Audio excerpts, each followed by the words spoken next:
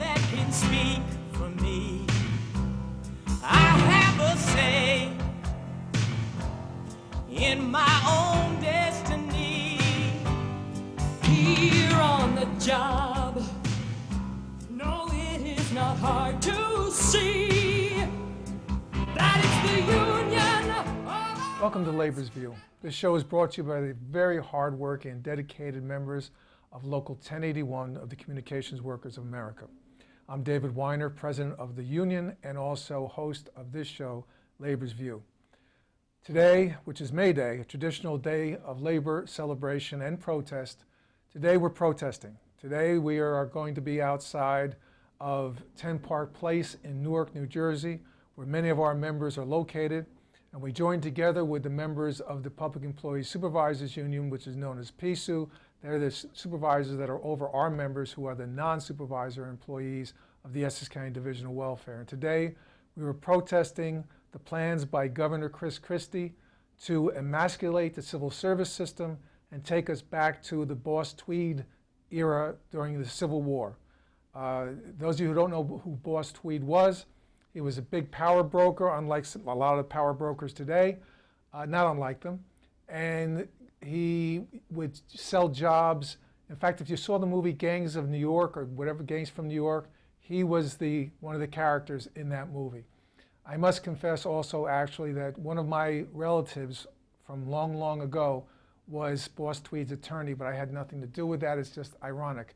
But what Christie's doing, he's trying to emulate Boss Tweed, and we call him Boss Christie on our picket signs, because he wants to take civil service, which protects the rights at both the hiring and promotional and the firing rights of public employees, and he wants to really take it and eviscerate it and make it so that management can do whatever they want, hire whatever cronies they want, and the quality of the services will go down. And I'll tell you the other points afterwards. First, let's watch the demonstration.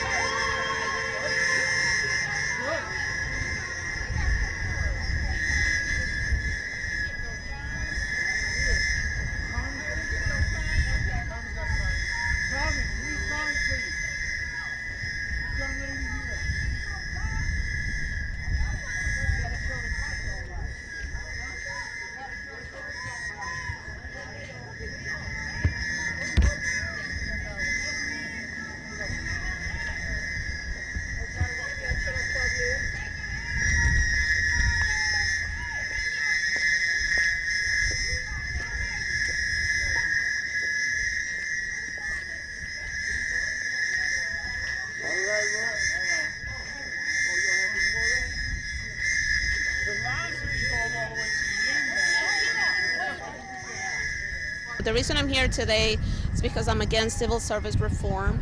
You know, I really feel like it sets us back, especially women, minorities, you know, when our jobs are at stake, you know, when you no longer have to take a test to, you know, to be here. It's just, it really sets back, you know, the women's movement, the minority movement, and everything else. Thank you. I'm out here against civil service reform. How can you attack the people that service the needy? We deal with needy people every day. We're out here in the front lines. We've been working side by side with other agencies, police agencies, firemen. We're the people that are servicing the needy. How can you attack us? We need help. Christie, after losing my job with Newark Public Schools, you should be ashamed of yourself. I serviced a lot of parents at the school I used to work at. Now I'm working here for welfare, helping people, and you want to attack us too? Shame on you. Hi, this is Rhonda. I'm a family service worker here. I think it's important that we stand against the Civil Service Reform Act. I think it's wrong. I feel that people shouldn't be allowed to get employment for political gain. I think that it should be task-based, and I'm for keeping civil service. Thank you. I'm here today to support the movement to save civil service and save our jobs. Thank you. We're here to save our jobs. We are hard-working civil servants. underpaid, undernourished, and we're here to save our jobs. You are not going to take our civil service jobs away. We are hard workers. We need our jobs. We need you to save our jobs. Keep your hands off of our civil service jobs. Amen. Goodbye.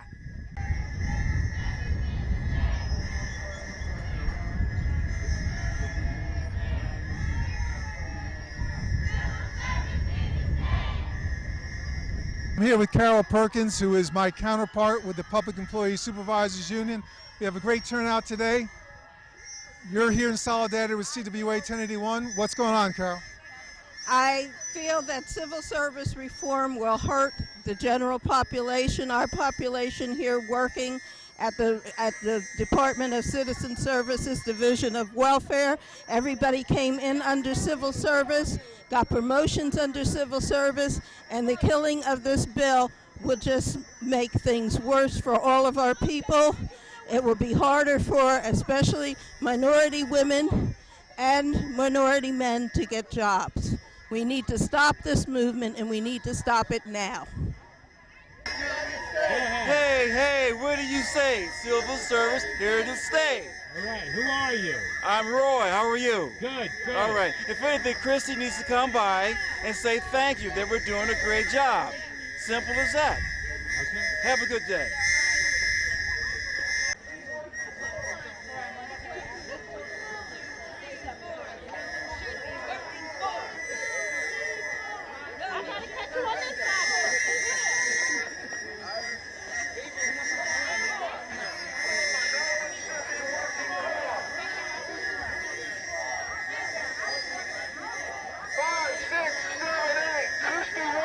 Till it's too late.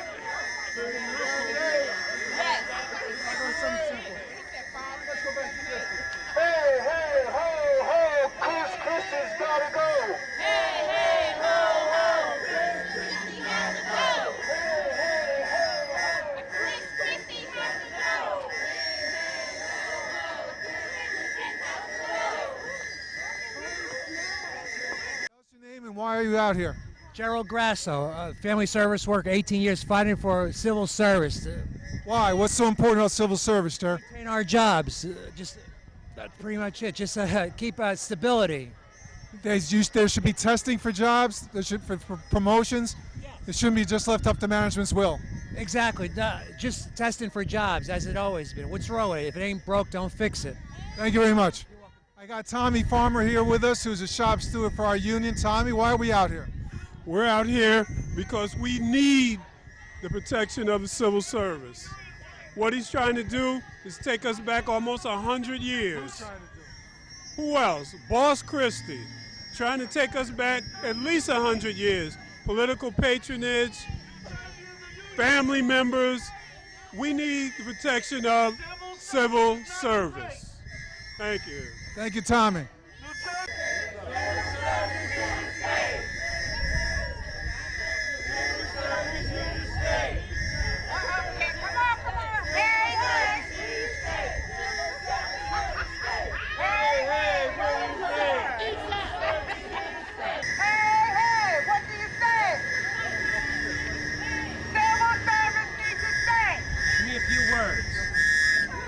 Civil service should stay. Hey, civil service should stay. Couple of words. Louder! Hey, what do you say? You gotta be kidding, Christie. Hey, what do you say? Civil service needs to stay. Hey, what do you say? Civil service needs to stay. Couple of words. Service.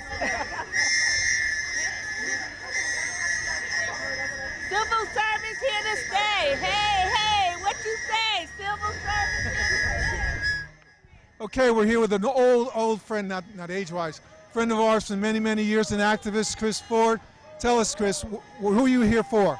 I'm here because I support the working class in its struggle, and specifically in this case, the members of CWA and their struggle to preserve civil service and to tell Christie, hands off civil service. I work at Essex Newark Legal Services, and I'm a member of the National Organization of Legal Services Workers. And we have supported in the past this union, and we will continue to support this union in its struggles against the attacks from the state. And we also are experiencing the same kinds of attacks in reduction of our funding. We're here today in solidarity with these workers and with this union. Thank you, Chris. Thanks a lot. Thank you.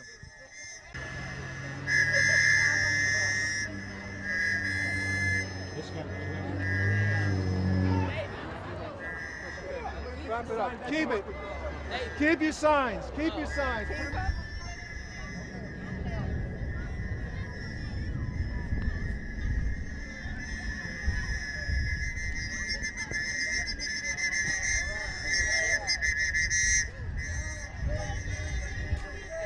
Jersey is a union.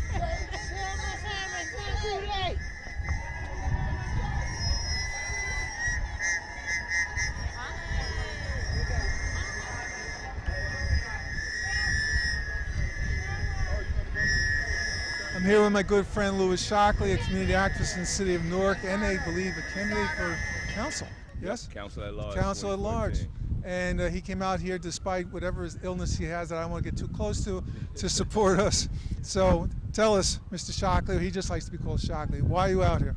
I'm out here because, number one, it's May Day. They give us Labor Day, but we don't take advantage of Labor Day as we should, like you just did, and your members did a good job. We have to fight against the Boss Tweeds and going back to Tammany Hall, where we eliminate civil services, where somebody has to play a political boss to get a job. Civil service was structured so we can get away from that and the illegal activities that draws. I will always support working men and women who provide an excellent service, and it's not hard working in the welfare department and doing the services that you guys provide, because you got hundreds of thousands of people just in the county alone who need those services, and all we're doing is cutting and cutting and cutting. This is not Europe. We can't cut our way out of this problem. Thank you. Feel better.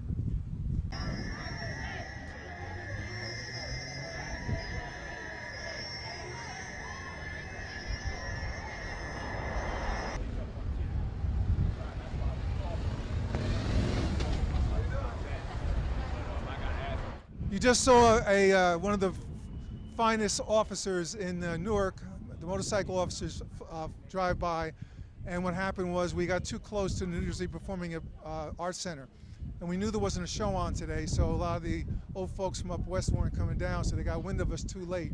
So that's why we were able to go all the way close to the Arts Center, which adjoins this building. It butts it completely. So normally they would have told us to stay back, but they came too late. So, but thank you, police officers. We appreciate it. You're in the union too, and this affects you, so thank you.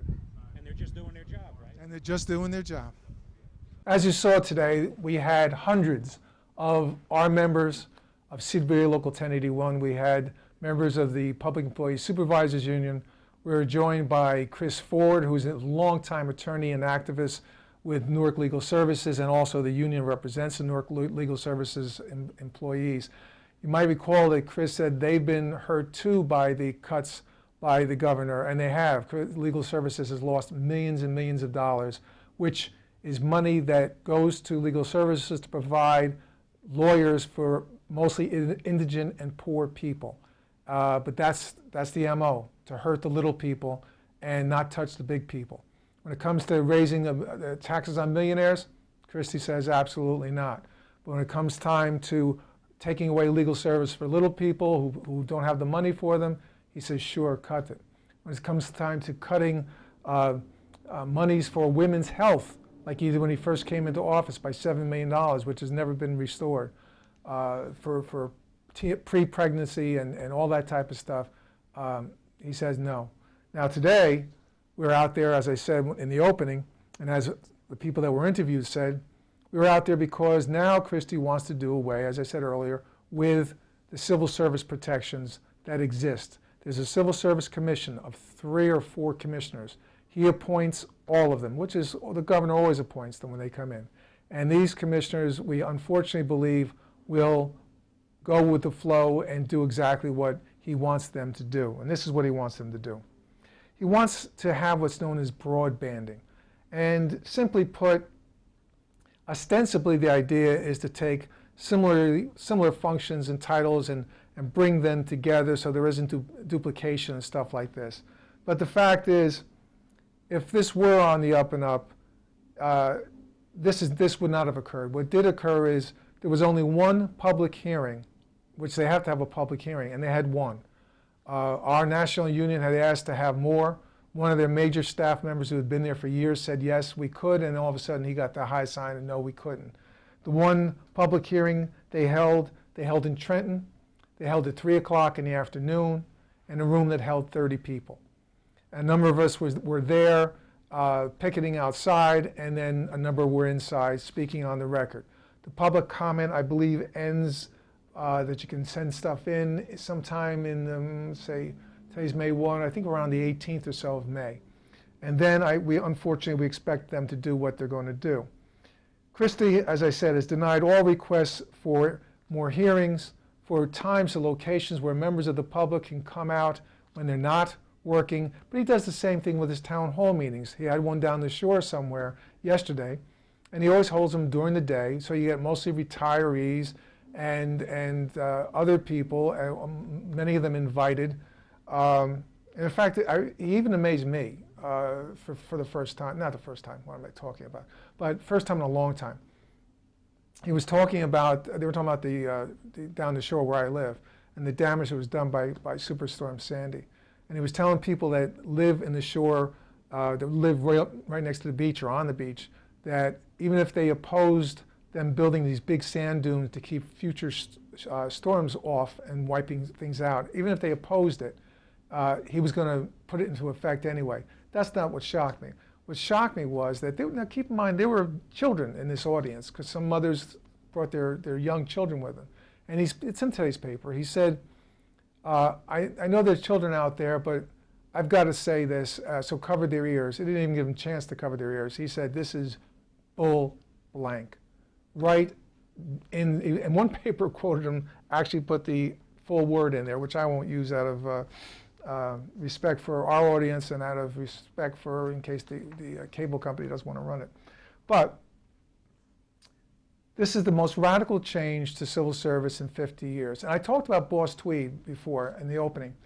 Again, he ran Tammany Hall in New York City. And as the immigrants came off the boats, mostly Irish at that time, he would get people jobs for kickbacks. It's estimated that he stole about $200 million between kickbacks for contracts, all of which is going on today. Look at all the people getting arrested in Jersey and elsewhere. But eventually, he was arrested. He was a big man, just like Christie, and eventually he was arrested. He escaped somehow, probably through bribes, from prison, ran, I believe, to Cuba, but they got him, extradited him, brought him back, and he died in prison. Now, I'm not wishing that on the governor, but certainly we are as adamant against his actions as people were and should have been. In fact, it was because of the abuses of people such as, and specifically Boss Tweed, that you got the civil service system put into effect around 1880. And in fact, Teddy Roosevelt was very much involved with that, President Roosevelt. And in fact, Woodrow Wilson, the president who took us through World War I, he ran on pushing for civil service protections. And now people such as Chris Christie and some of these cowardly Democratic legislators who either won't say anything or will back them for their own, to line the pockets of their coffers from the state money, they're going to go along, unfortunately, with this, but we'll see. A lot of them are not. So it's been 130 years now since civil service went into effect, and now they're trying to destroy it. What it does is it erodes the protections by workers. It does away with the merit system means of the job. For example, instead of having to know somebody, you take a civil service test, and if you pass the test high enough, you're hired up to the number of people that they need. And you have to have a period of time, usually 90 days, before you're made permanent. You're in a limbo at that point. We got to prove yourself. And even once you're permanent, they say, oh, it slows down the disciplinary process. That's a crock, plain and simply put. I've represented people in civil service disciplinary processes, meaning major discipline, big suspensions or terminations, removals, for the last 33 years. And the process works very, very well. So what they want is they don't want a process. They want to be able to hold the jobs over people's heads once they get the jobs in fear. Another aspect of it is it eliminates the transparent issues like promotional tests. Now, unfortunately, the people that this is going to affect to a great extent within New Jersey in particular, not only New Jersey, but particularly New Jersey, are women and minorities. Because traditionally, civil service over the years has been the one place where minorities, particularly people of color, African Americans, Hispanics, have been able to get a job through a merit system without someone making judgment about who they are or what they look like. And now that's been put at risk. And there's enough unemployment out there going on now in the private sector and the public sector, they're diminishing our ranks as well. So it also would allow discrimination against people in the lesbian, gay, and bisexual and transsexual community. They will suffer as well, just as they're starting to make progress in the different states, except for this one, because Christie doesn't believe in full rights for that community. The disabled. It does away with veterans' preferences. So people who go and serve this country overseas and come back here, they don't even get the leg up that they would deserve to get for putting their life on the line, sometimes their limbs on the line for our country. It will also open the door to the elimination of promotions and replace it with a politically motivated, quote-unquote, advancement. So what this allows a manager to do is if they like you, or if you towed the line as a worker, or if you are a supervisor, you want to go higher, they will say, okay, well, this person's okay, but this person, we didn't like the way they acted, not on the job, they could have done a great job, but if they don't like them personally, or if they have some kind of, if they were active in the union, for example, they would be passed over, could be passed over, and just promotions based simply on management's decision. This will also hurt the taxpayers, because you that are not public employees, you may say, well, what do I care about public employees? I got it hard enough on my job. I don't have a union to protect me. And that's absolutely true, you do, but you should care, because what will happen is they'll hire people, which they do anyway for higher jobs, not higher meaning higher level jobs that are not covered by a union, but patronage. You get people that are politically hooked, they come to buy tickets to your events, they vote for you, or they say they do, they're going into a booth, you don't know what they do. You have cronyism, which means you're pals, and this one you know over here, and this one over here. So you get people that are loyal to you. Not necessarily people that are going to do the job, or even do it well, or at all, in some cases, with no-show jobs. And then you have nepotism, where you have people hiring their mothers and their brothers and their sisters and their cousins, which can lead, not always bad, but can lead to some questionable managerial ideas and decisions, because these are your relatives. What are you going to do? Are you going to discipline your son or your daughter?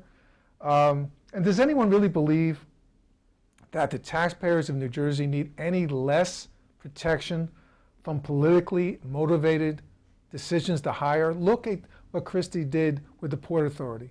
He said he was going to clean it out. He did, and he put all his people in there.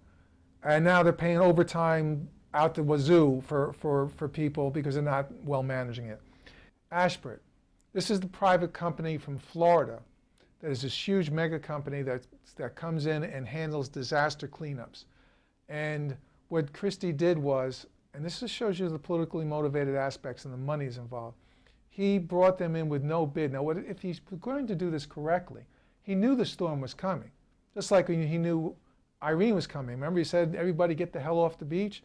Well, he warned people this time, but there was no contract put in place before the storm with a company like Ashbridge or others that were willing to do for less than Ashbridge, sometimes half the cost. He didn't put it in place. He waited till after the storm and then said, well, we're going to piggyback on the contract that Connecticut had with Ashbridge. We didn't put out the bid. We just said, okay, piggyback means we'll take you too. And what happened? Well, we see that Ashbridge, it was in the paper, in the Bergen Record, Ashbridge, either they or the people to whom they subbed allegedly were, if they would get paid so much if they went up to like 15 miles, if they dumped the debris 15 miles from where it was initially picked up.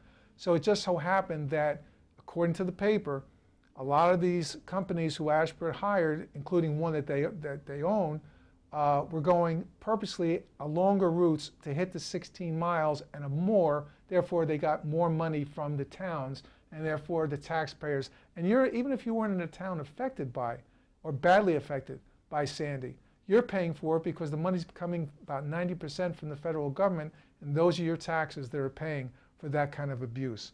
So we say that it's bogus. The attack upon civil service is just part of the goal to eliminate government in this country. And if you don't think we need government, I would point to what happened in Boston, the sad event with the 2 bombings in Boston at the marathon. And who responded to it? Public employees. Who was there to help those people immediately? Because luckily there was a tent for the runners.